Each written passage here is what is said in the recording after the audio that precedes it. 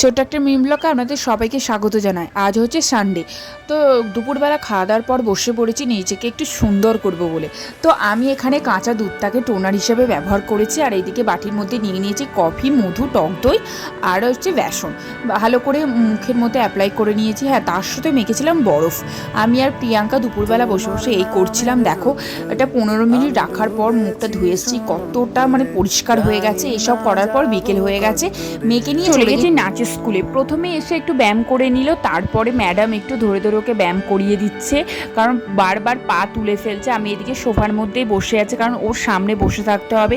আর সবার মানে এখানের মধ্যে আমার মেয়ে একদম ছোট ছিল, তো ম্যাডাম একটু ধরে ধরে ওকে নাচ প্র্যাকটিস করাচ্ছে। বাড়ি চলে এসে একটু আটা মাখিয়ে নিয়ে এদিকে বানিয়েছিল লোটে মাছের চপ। তো আমি আর অক্ষয় মিলে কাসুন্দি দিয়ে একটু লোটে মাছের চপ খেয়ে নিলাম। তো ভিডিওটা এই পর্যন্ত, আজকের মতো টাটা।